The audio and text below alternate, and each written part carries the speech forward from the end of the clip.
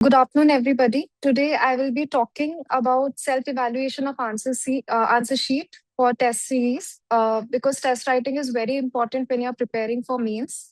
Let's start with that. I got around 299 marks this year, and I think a lot of it had to do with पहली बात I used to write test. I used to write a lot of tests, and उसके साथ I after coming back I used to see कि मैंने क्या लिखा है so that I would get an idea कि मैं quality answers लिख रही हूँ कि नहीं and what mistakes I made, what good things I did that I should repeat.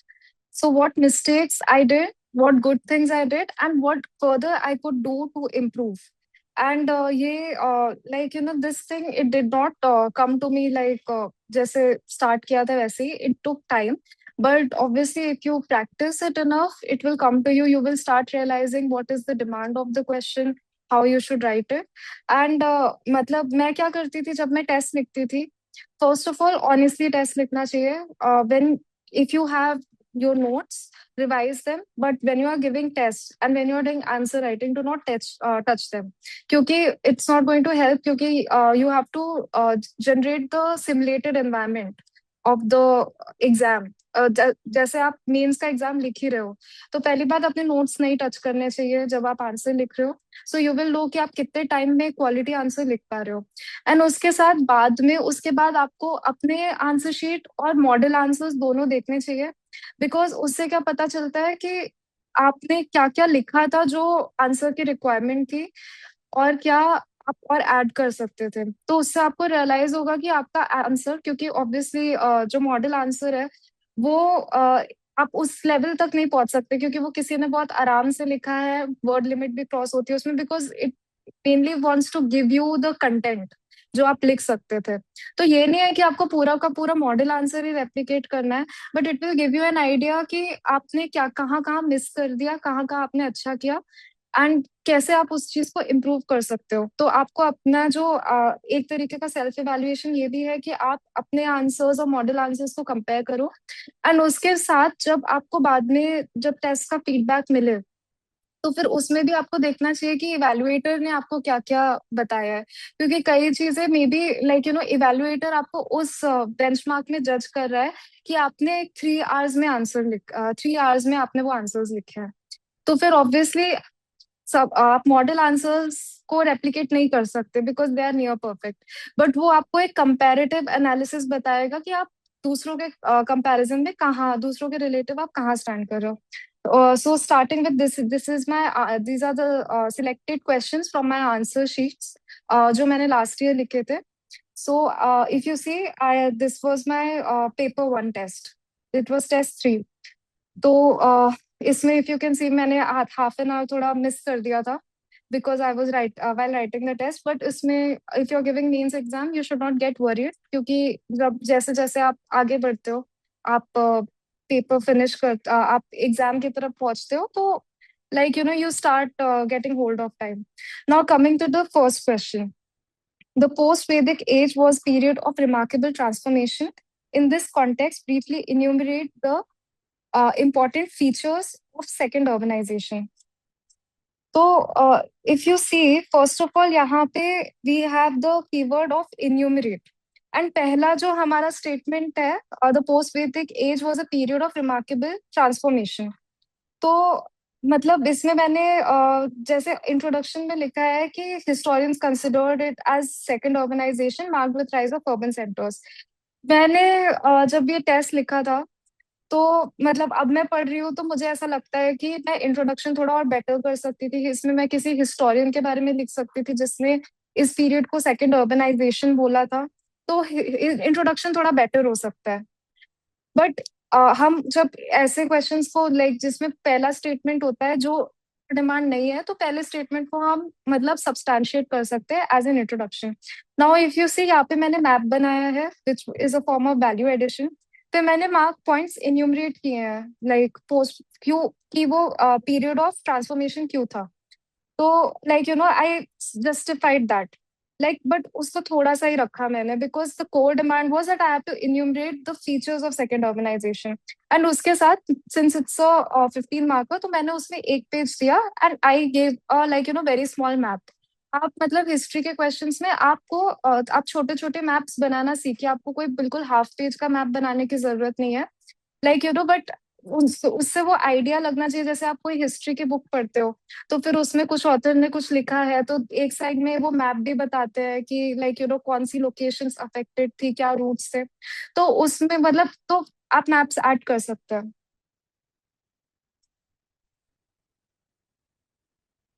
आप मैप्स ऐड कर सकते हैं, जैसे मैंने यहाँ पे हाँ, जैसे मैंने यहाँ पे एक छोटा सा मैप बनाया था, and it should be a well labelled map.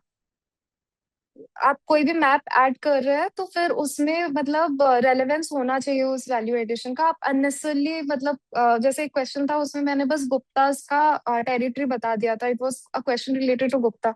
तो वो कुछ ज्यादा वैल्यू ऐड नहीं कर रहा था, तो आपको बस for the sake of making a map नहीं बनाना है इसमें। जैसे मतलब मैंने it was a feature, it is a question about second urbanisation. तो मैंने यहाँ पे सेकंड अर्बनाइजेशन में जो सिटीज थी उस पे फोकस किया है। नाउ कमिंग, मैंने यहाँ पे जस्टिफाई कर दिया कि वो why it was a period of transformation. And then I went into the features of second urbanisation. उसने इन्यूमरेट बोला था, तो बेसिकली इन्यूमरेट करना था, बट इफ यू सी यहाँ पे मुझे फीडबैक मिला है कि मुझे आयरन एज की डिबेट नहीं लिखनी थी। तो एज आई सेड कि जैसे अननेसेसरली वैल्यू एडिशन में क्या होता है कि हमारा टाइम भी जाता है, और जो अगर एग्जामिनर पढ़ेगा तो उसको थोड़ा ऐसा भी लग सकता है कि it is a it is a way of showing off. तो फिर मेरा ये एनालिसिस था कि इधर मैं इसको अगर मुझे मेंशन भी करना था तो मैं रिफ्रेस कर सकती थी। मैं ये वाला जो पॉइंट है जिसमें मैंने ए गोशन रे ऐड किया था, इसको मैं इग्नोर भी कर सकती थी, and I could have just been here, DD Kosambi और आर एस शर्मा का कमेंट लिख सकती थी। तो मैंने यहाँ पे एक फ्लो चार्ट बनाया है जिसमें आयरन एज ने कैसे सेकंड अर्बनाइजेशन में हेल्प किया। तो it was a value addition, it was appreciated by the examiner. उसके साथ आई आई enumerated the points. I made one more small map where I showed that trade routes, because increase in trade and development of trade routes was a very important part of second urbanization. तो मैंने यहाँ पे trade routes भी बनाए।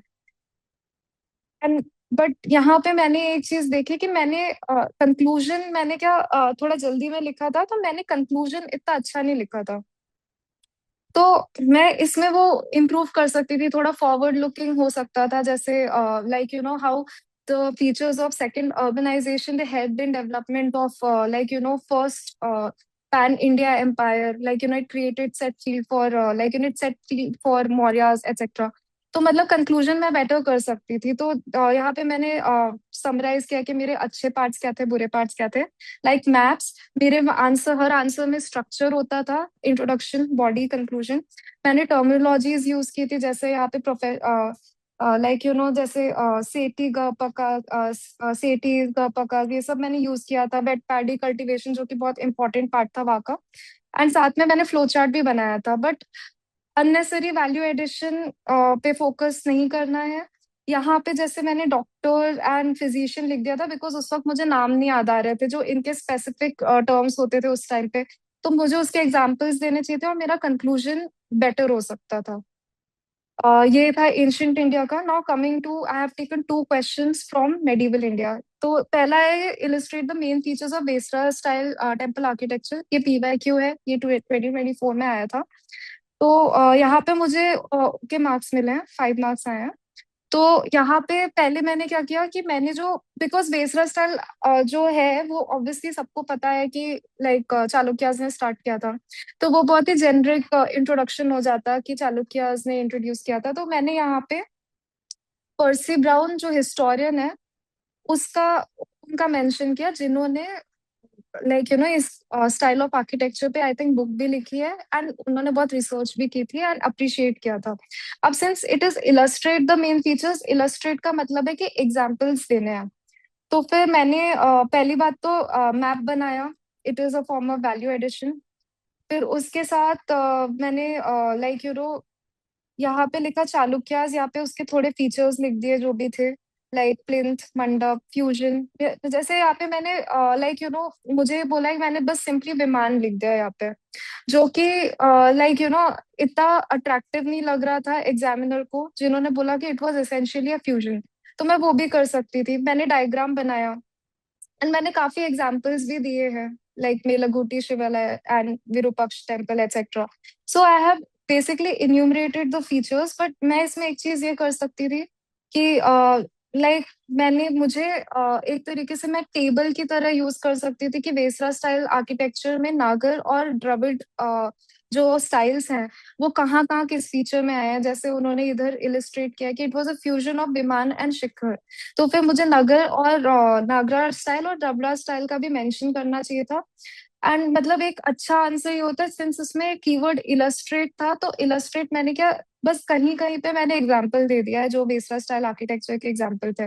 But essentially एक अच्छा answer अगर model answer भी होता तो उसमें यही होता कि वो अलग अलग टेम्पल लेके उसमें इलस्ट्रेट कर रहे हैं कि इस टेम्पल में ऐसा है, लाइक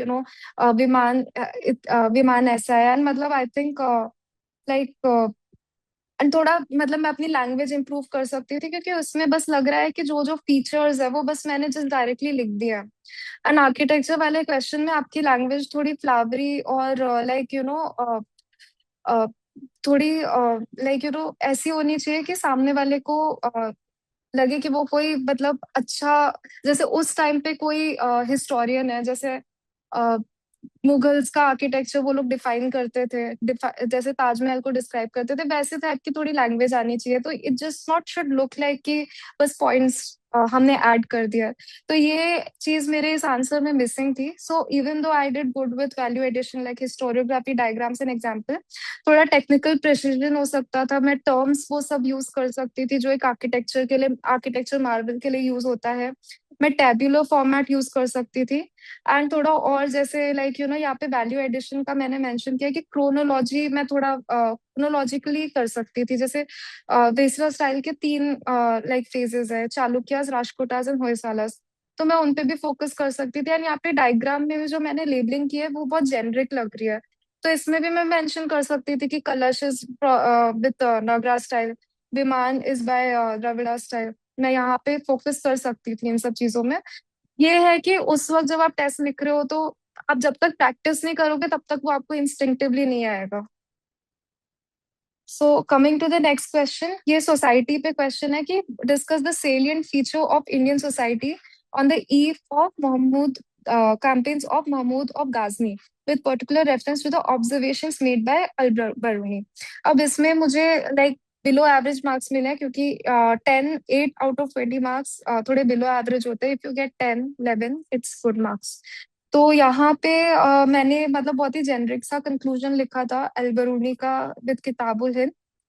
तो मैं यहाँ पे क्या कर सकती थी, मतलब ये मेरा इनिशियल टेस्ट है, बट एज आई लर्न मैंने धीरे धीरे मतलब ये चीज इनकॉर्पोरेट की थी कि मैं अल बरूनी और किताबुल हिंद से रिलेटेड कोई जो हिस्टोरियंस थे, जैसे सुनील कुमार, ऑड्रे टुश्के, उनकी बातें लिख सकती थी, तो वो हेल्पफुल होता, ये थोड़ा ज्यादा अच्छा लगता। अब यहाँ पे like we are told to discuss the salient feature and observations Al Biruni की होनी चाहिए। तो बेसिकली मैंने कुछ मिस्टेक्स की थी यहाँ पे, जैसे मैं यहाँ पे वर्णा की बात कर रही हूँ। तो के वर्णा की बात कर रही हूँ तो मुझे सब कुछ वर्णा का इधर ही कुछ छोटे सब पॉइंट्स में कवर कर लेना चाहिए था। यहाँ पे मुझे एग्जामिनर ने भी हाईलाइट किया है कि मेरे पॉइंट्स रेपिटेटिव लग रहे हैं इन टर्म्स ऑफ कास्ट। तो मैं उसको एड्रेस कर सकती थी, मैं इस पॉइंट पे थोड़ा और छोटा कर सकती थी। एंड जैसे इसके मैं सब पॉइंट्स बना सकती थी, I have mentioned it here. जैसे मैं सब पॉइंट्स बना सकती थी कि सोशल स्ट्रक्चर कैसा था, रिलीजन का इम्पैक्ट क्या था, वरना का जेंडर पे क्या इम्पैक्ट हो सकता था, एंड इकोनॉमिक लाइफ में क्या इम्पैक्ट था। उसके साथ मैंने फिर I have added position of women. तो मैंने यहाँ पे एक तरीके से core demand of question was कि अल बरूनी ने क्या कहा है उस पे फोकस करना था, बट यहाँ पे मैंने थोड़ी अननेसेसरली हिस्टोरियोग्राफी लिख दी। हिस्टोरियोग्राफी लिखने में प्रॉब्लम नहीं है, but the way it has been phrased it does not look good. मैं थोड़ा इसको पैराफ्रेज करके लिख सकती थी, क्योंकि अल बरूनी ने भी कहा था कि the position of women was not good during early medieval period during this time. So मैं उसको सब्सटैंशिएट कर सकती थी कि it has been corroborated by the research of Satish Chandra also. फिर इसमें मैंने फैक्ट्स लिखे हैं। ये चीज अच्छी है कि मेरे क्वेश्चंस में फैक्ट्स हैं, बट द थिंग इज कि मैंने लाइक यू नो आपको कंटेंट ऑब्वियसली लिखना है, वैल्यू एडिशन भी करना है, बट द थिंग इज कि आपको आपके क्वेश्चन में मतलब आप उसकी डिमांड भी रेलेवेंट चीजें लिखनी चाहिए, बिकॉज एक टाइम के बाद एग्जामिनर शायद थोड़ा डिसअपॉइंट होने लग जाए कि लाइक अननेसेसरी चीजें पेज भरने के लिए नहीं लिखनी है, उससे यू विल गेट पीनलाइज्ड। तो जैसे यहाँ पे उस वक्त मैंने खजुराहो टेम्पल का मेंशन किया था, बट द थिंग इज कि वो पॉसिबली अल्बरूनी ने मेंशन नहीं किया था। तो ये थोड़ा अननेसेसरी स्टेटमेंट लग रहा था। ये मैं कहीं पे एग्जाम्पल की तरह लिख सकती थी, but it is not it is not fulfilling the demand of the question. तो यहाँ पे position of other caste again, ये रिपीटेटिव रिपीटेटिव हो गया। ये मैं पहले मुझे ऊपर लिखना चाहिए था वर्णा के साथ में। एंड मेरा क्वेश्चन एक्चुअली थोड़ा, मेरा जो आंसर है ये थोड़ा मतलब इसका कंक्लूजन भी ठीक है, but what I done good is कि मैंने वोकैबुलरी यूज की है, मैंने कीवर्ड्स यूज किए हैं, मैंने एल्बरूनी के आइडियाज लिखे हैं, मैंने हिस्टोरियोग्राफी भी लिखी है। बट द थिंग इज कि काफी एंसिलरी इंफॉर्मेशन थी और रेपिटेशन बहुत किया है मैंने। तो अगर मैं मतलब बेसिकली मुझे इस क्वेश्चन में अपना स्ट्रक्चर बेटर करना चाहिए था। जैसे मेन पॉइंट पढ़ना पढ़ना वाला मैंने बोल दिया कि it should have been arranged properly. उसके साथ जो इम्प्लिसिट इंक्लूजन ऑफ हिस्टोरियोग्राफी है, मुझे बहुत एक्सप्लिसिटली हिस्टोरियोग्राफी नहीं लिखनी चाहिए थी, जैसे ईश्वरी प्रसाद एंड सतीश चंद्रा का मैंने एग्जाम्पल दिया। एंड उसके साथ मतलब मेरा कंक्लूजन थोड़ा फॉरवर्ड लुकिंग हो सकता था, कि ये जो सोशल एलियनेशन है, it was something that contributed to the vulnerability of India to the invasion by Mahmud Ghazni. And ये क्वेश्चन मतलब इसमें ये बहुत ही ज्यादा इट्स अ स्टैटिक टॉपिक, ये रिपीटेड क्वेश्चन है, तो फिर इसमें स्कोर करने के भी चांसेस ज्यादा थे मेरे मेरे लिए। बट अगर मैं स्ट्रक्चर और मतलब क्वेश्चन की डिमांड फुलफिल करती तो मैं थोड़ा ज्यादा एक दो मार्क्स स्कोर कर सकती थी। Now coming to paper two. Paper two में I have taken two questions from modern India. First is this question of related to Rowlatt legislation. This retention of Rowlatt legislation in the teeth of universal opposition is an affront to the nation. Its repeal is necessary to appease national order. अब हम ये statement देख के समझ सकते हैं कि obviously it's asking about the Rowlatt act and the resultant anguish the nationalists and this justification by the British government. But यहाँ पे जो टेल वर्ड है वो क्रिटिकली एग्जामिन है, एंड मुझे इसमें 4.5 मार्क्स मिले which are average marks, so obviously I might have miss something.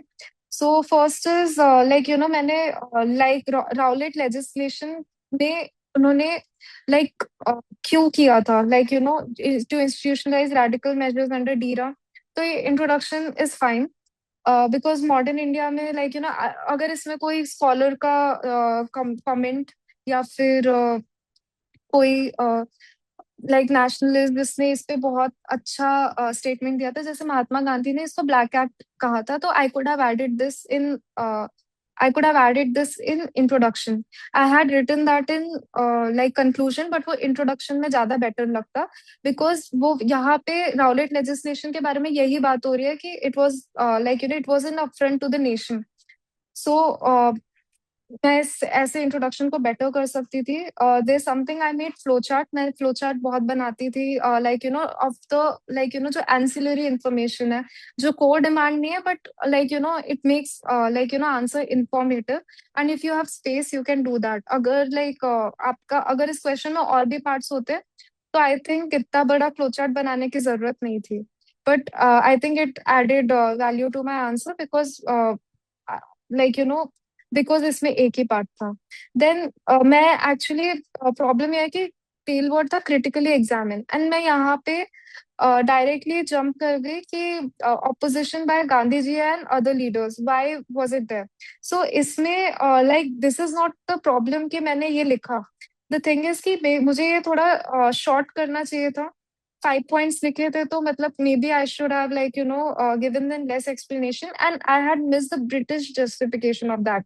क्योंकि क्रिटिकली एग्जामिन था तो मुझे ब्रिटिश का भी पॉइंट ऑफ व्यू लिखना चाहिए था, तो मैंने वो नहीं लिखा। एंड उसके साथ the question is about it was in teeth of universal opposition affront to nation, तो यहाँ पे मैंने बस फैक्ट्स लिख दिए कि वो उसको ऐसा क्यों माना जा रहा था।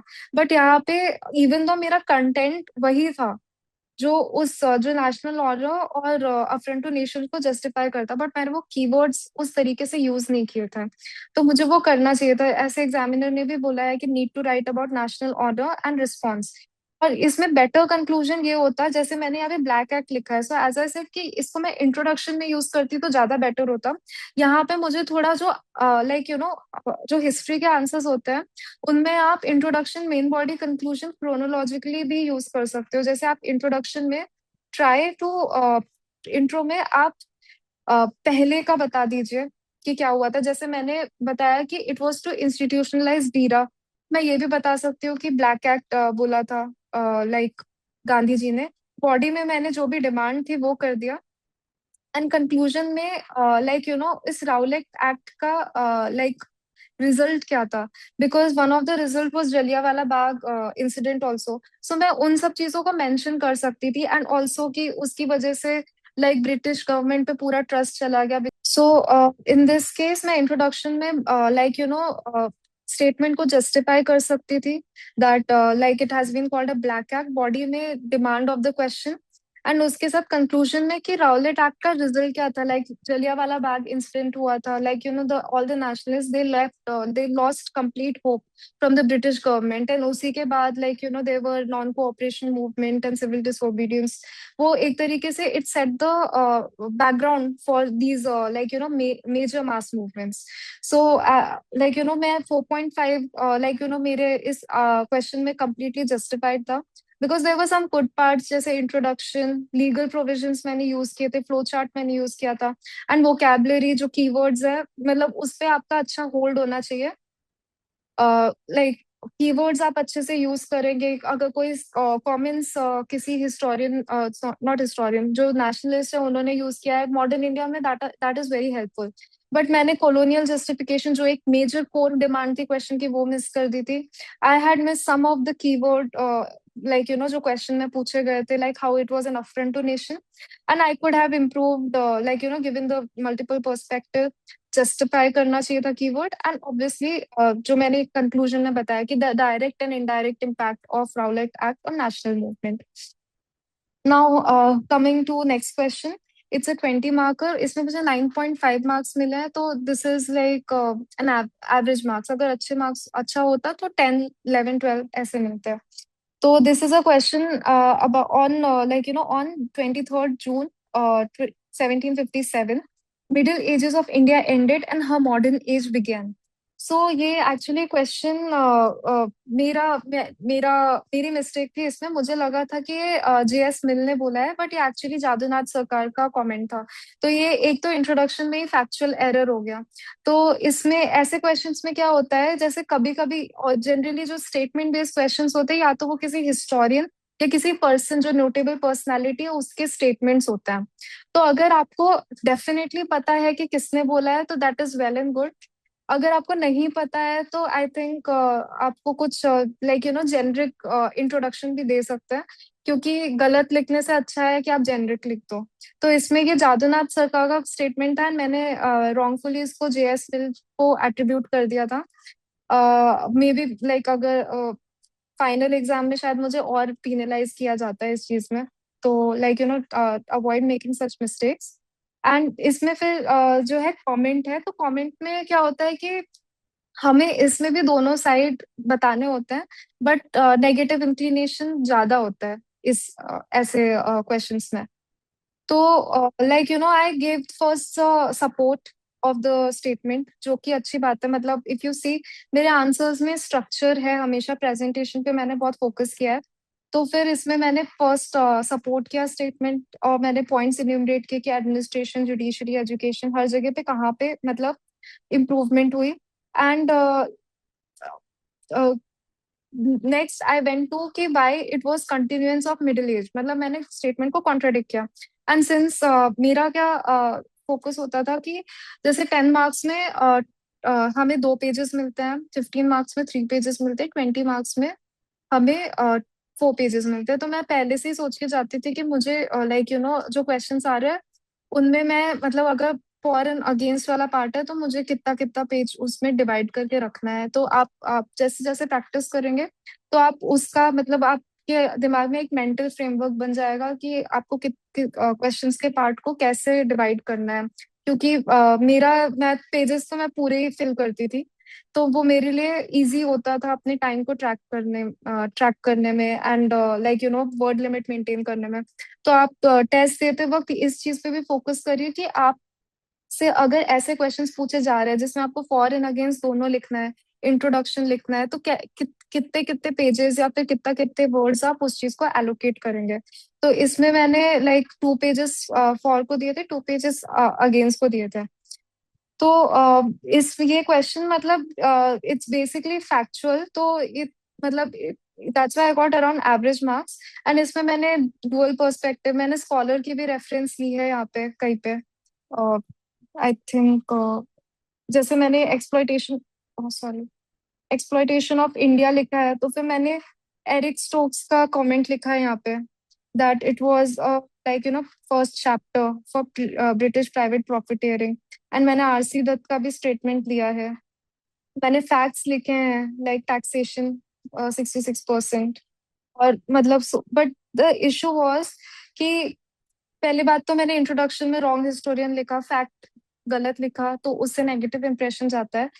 एंड मतलब मैंने बेसिकली सिर्फ एडमिनिस्ट्रेटिव एस्पेक्ट्स पे फोकस किया। इफ यू सी कि मैंने लैंड रेवेन्यू सिस्टम और उनकी जो एक्सप्लॉयटेटिव प्रैक्टिस थी यहाँ पे भी मेनली मैंने एजुकेशन, जुडिशरी, एडमिनिस्ट्रेशन, इन सब पे फोकस किया। मैंने सोशो कल्चरल रिफॉर्म्स तो मिस ही कर दिए, जैसे प्रिंट कैपिटलिज्म की बात हुई थी, रैशनलिज्म की बात हुई थी। तो मतलब मेरे क्वेश्चन में, मेरे आंसर में थोड़ा मल्टी डायमेंशनल एस्पेक्ट मिसिंग है। क्योंकि अगर आप मतलब देख रहे हो अगर ये है कि मिडीवल एंड मॉडर्न में हमें कंट्रास्ट करना है, तो इसमें पॉलिटिकल, इकोनॉमिक, सोशल, एडमिनिस्ट्रेटिव, ये तीनों ये चारों एस्पेक्ट्स मुझे लिखने चाहिए थे, बट मैंने मेनली पॉलिटिकल और एडमिनिस्ट्रेटिव एस्पेक्ट लिखा है। तो वो मेरी एक तरीके से मिस्टेक थी। एंड साथ में मतलब मैं कुछ अच्छे कीवर्ड्स यूज कर सकती थी, जैसे यहाँ पे एग्जामिनर ने भी पॉइंट किया है कि ये यूरोसेंट्रिक पीरियडाइजेशन का रिजल्ट है। जो वेस्टर्न ब्रिटिश हिस्टोरियंस थे वो ये दिखाना चाहते थे कि लाइक जो इंडिया में प्लासी के बाद मॉडर्नाइजेशन आया है। In fact that was my intention जब मैंने जेएस में लिखा था, बट द थिंग इज कि मैं उससे थोड़ा ऐसे तरीके से लिख सकती थी जिससे वो सही लगे। जैसे जेएस मिल के बाद हिस्टोरियंस ने हमारी हिस्ट्री को Hindu, Muslim and British history में डिवाइड किया था, एंड ब्रिटिश मॉडर्निटी लेके आए थे। तो उस पे तो अगर मैं ये कीवर्ड लिखती तो मुझे इतना लंबा लिखना नहीं पड़ता।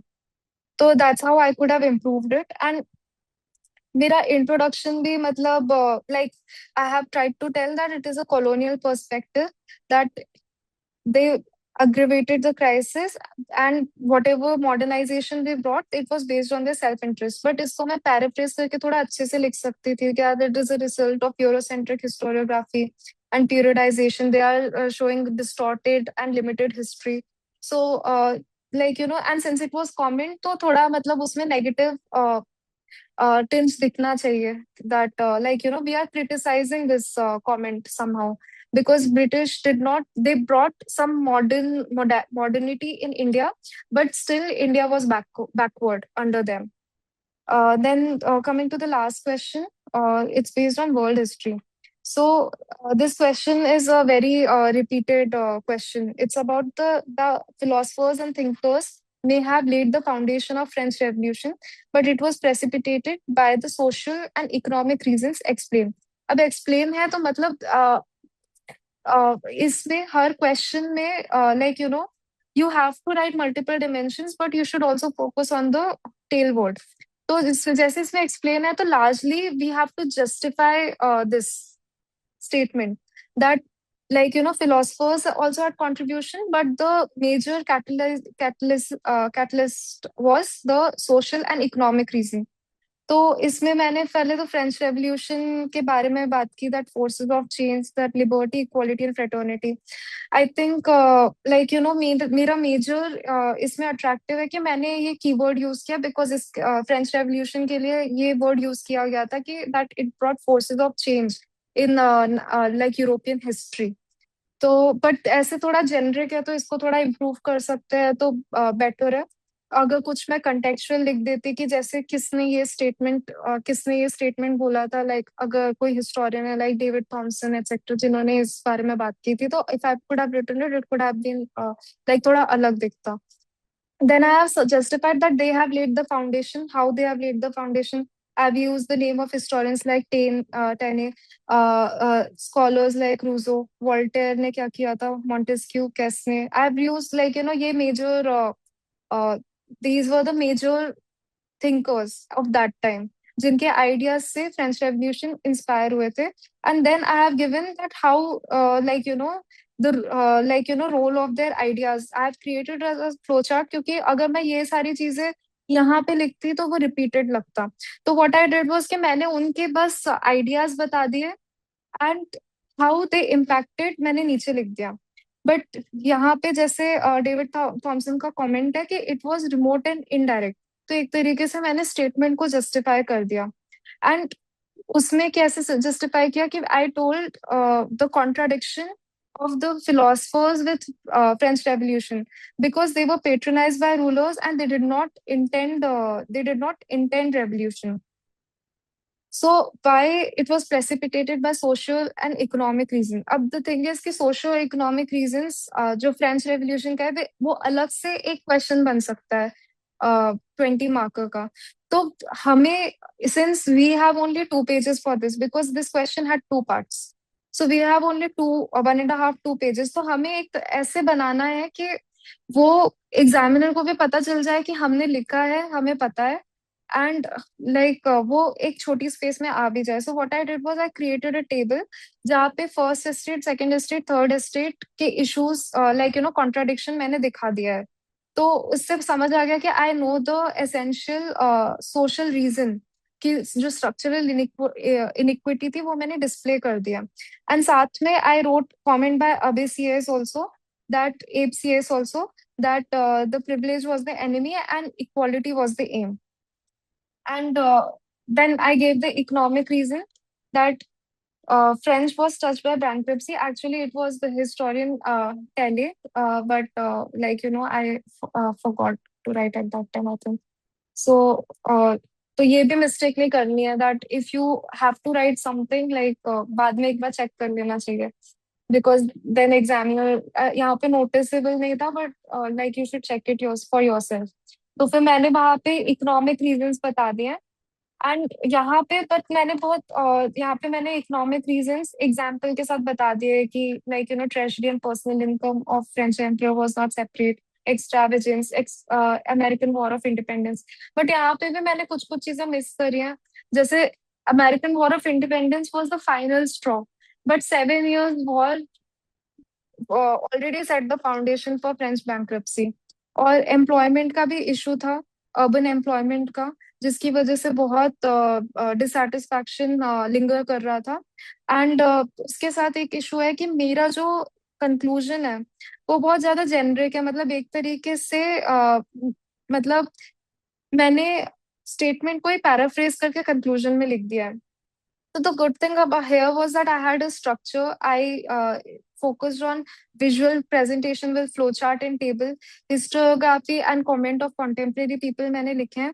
But bad thing was कि मैंने सब कुछ facts मिस कर दिए, जिसकी वजह से मेरा आंसर कॉम्प्रिहेंसिव नहीं लग रहा है, जैसे 7 year वॉज अर्बन एम्प्लॉयमेंट का इशू। एंड मतलब मुझे एक तरीके से मैं कंक्लूजन इम्प्रूव कर सकती थी by synthesis of the argument कि जैसे मैंने लिखा है कि idea of philosophers acted as guide but by socio economic factors incited the anger. ये भी ठीक है but it could have been something more better. यहाँ पे मैं किसी हिस्टोरियन का कमेंट लिख सकती थी इफ यू हैव, मतलब कंक्लूजन थोड़ा और अट्रैक्टिव हो सकता था। बट द थिंग इज कि एग्जाम में कभी कभी टाइम क्रंच की वजह से करना बहुत डिफिकल्ट होता है। तो अगर आपको उस वक्त इंस्टिंक्टिवली नहीं आ रहा है तो आप कुछ लाइक सब्सटैंशियल लिख के आगे बढ़ जाइए, नहीं तो आपका आपके दूसरे क्वेश्चंस भी सफर कर सकते हैं। बट ये सब चीजें जैसे इंट्रोडक्शन कंक्लूजन आप पहले से ही प्रिपेयर करके जाएंगे तो बेटर रहेगा। तो these were the questions. These were the 6 questions we discussed. And key learnings जो मुझे मैं मतलब जब मैं अपनी आंसर शीट्स सेल्फ इवेलुएट करती थी, तो मुझे ये था कि पहले तो you should stick to the demand of the question. If you like you know if you just beat around the bush, it will just create a negative impression, and in the examiner it will make their task difficult, and उसकी वजह से like marks कम हो सकते हैं। Value addition definitely करना चाहिए, like flow charts, tables, historiography, diagrams, maps, but unnecessary नहीं होना चाहिए। Like it should not just be to fill the space in your paper, it should actually add something to the question.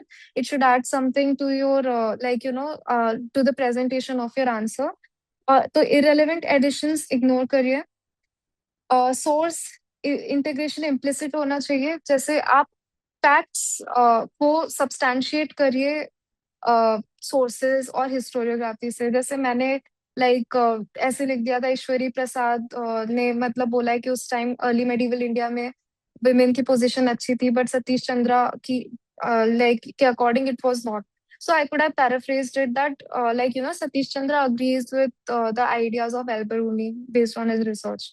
Repetition of content नहीं करना है, because then आपका time जा रहा है आंसर में वही चीज लिखने में, और आपके आंसर की प्रेजेंटेशन बहुत इनकोहेरेंट लगेगी, that you are just thinking of points and writing something. Tell word के बेसिस पे कॉम्प्रिहेंसिव एनालिसिस करना चाहिए क्वेश्चन का। जो जैसे मैंने लास्ट क्वेश्चन में I missed some points related to urban employment and 7 years war, तो आपका आंसर कॉम्प्रिहेंसिव दिखना चाहिए। And another thing is that you should avoid factual errors. That is very important. You should not write wrong things in your answer sheet, because it creates a negative impression. So that's all from my side. Thank you.